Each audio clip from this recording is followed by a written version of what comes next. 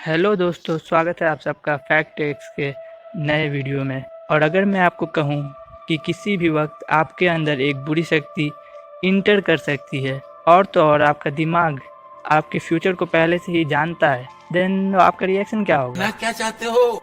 I know ये सुनने में थोड़ा अजीब लगता है, बट सच्चाई तो सच्चाई है ना, चाहे कितनी भी अजीब क्यों ना हो। Well, I am damn sure कि आपने भी बचपन में किसी न किसी के अंदर भगवान या फिर शैतान आने के किस्से तो सुने ही होंगे, लेकिन क्या आपने इसके पीछे की सच्चाई को एक्सप्लोर करना चाहा है या फिर इसे सिर्फ एक दिखावा या ढोंग किया कि इग्नोर कर दिया?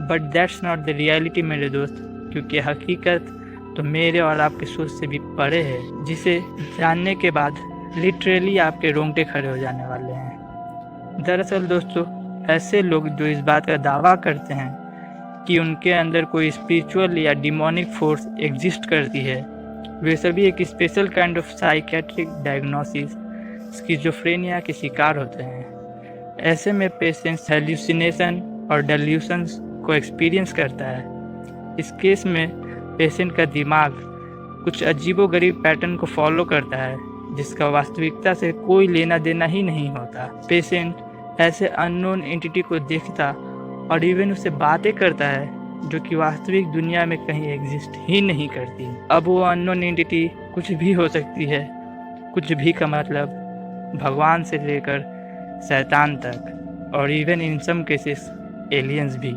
इन सच केस पेशेंट्स अक्सर खुद में बुदबुदाता और मुस्कुराता रहता है। उससे चारों तरफ वो सारी चीज़ें दिखती हैं जो वो कभी भी देखना नहीं चाहता, और ऐसे में उसका ब्रेन कम्प्लीटली हाईजैक हो जाता है। उसे कभी खुद में भगवान दिखता है तो कभी खुद में शैतान, कभी अपने ही घर वालों में छुपा हुआ कातिल दिखता है तो कभी किसी कातिल में छुपा हुआ फरिश्ता।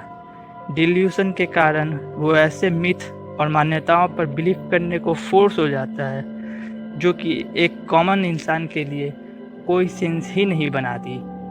उसका दिमाग इस दुनिया की रियलिटी को ट्विस्ट करके उसे उस दुनिया में रहने के लिए मजबूर कर देता है जो कि उसके दिमाग ने खुद अपने पास्ट एक्सपीरियंस के आधार पर क्रिएट किया है। ऐसे में मोस्ट ऑफ द पेशेंट्स ये बिलीव करने लगते हैं कि ये दुनिया उसके खिलाफ है और उसे मारने की साजिश रच रही है, और उन्हें खुद के सर्वाइवल के लिए दूसरों की जानें लेनी पड़ेंगी। और ऐसे में एक स्किज़ोफ्रेनिक पेशेंट के क्राइम चांसेस एक नॉर्मल इंसान से कई गुना तक बढ़ जाती हैं।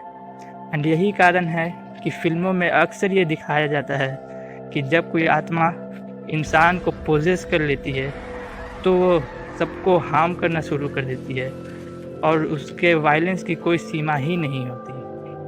अगर आंकड़ों की बात करें तो इस पूरी दुनिया के 780 करोड़ की आबादी में 2 करोड़ लोग इस बीमारी से जूझ रहे हैं, और हमारे इंडिया के प्रत्येक 1000 लोग में से 3 इस बीमारी से ग्रस्त है। एंड फ्रेंड्स, शायद अब तक आप ये समझ ही गए होंगे कि यही सेम रीज़न है जिसके कारण लोग अपने अंदर भगवान को फील करते हैं। जिनकी आस्था भगवान के प्रति बहुत ज़्यादा होती है, वे जब किसी मंदिर या जगराते में जाते हैं तो वहाँ के भजन, कीर्तन, आरती, घंटियों की आवाज़ें और तो और स्वयं माँ की मूर्ति उनके स्किज़ोफ्रेनिक मोड को ऑन करने में एज ए ट्रिगर पॉइंट काम करती है, जिसके बाद वो खुद को कंट्रोल नहीं कर पाते और उनके दिमाग में माता की जो छवि बनी हुई है उसके अकॉर्डिंगली एक्ट करने लगते हैं। अब जस्ट इमेजिन माय फ्रेंड्स कि कैसा एक्सपीरियंस होगा उस दुनिया में जीने का जहां हर पल बस आप इस खौफ में जी रहे हो कि ना जाने आने वाले वक्त में कौन सी चीज़ आपको दिख जाए और कौन आपके शरीर को कंट्रोल कर ले। क्वाइट स्कैरी ना? But according to some scientist इस बीमारी का जो मेन रीज़न है वो है आपकी हेरिडिटी एंड आपका सोशल इन्वायरमेंट। जहां एक और आपको ये बीमारी हेरिडिटरी अपने पेरेंट्स से गिफ्ट में मिलती है, तो वहीं दूसरी ओर आपका सोशल इन्वायरमेंट आपके दिमाग को एक इमेजिनरी फेक वर्ल्ड क्रिएट करने के लिए बूस्ट करता है। आपके ब्रेन में डोपामिन और सेरोटोनिन न्यूरोट्रांसमीटर्स के इम्बैलेंस के कारण कुछ न्यूरॉन्स प्रॉपरली काम करना बंद कर देती हैं, जिसकी वजह से न्यूरॉन्स के बीच इंफॉर्मेशन का आदान प्रदान ठीक से नहीं हो पाता और ब्रेन इस दुनिया की रियलिटी को डिस्टॉर्टेड फॉर्म में परसीव करने लगता है और अपने पास्ट एक्सपीरियंस और एक्शंस के बेसिस पर आपका फ्यूचर डिज़ाइन करता है। So that's it for today guys.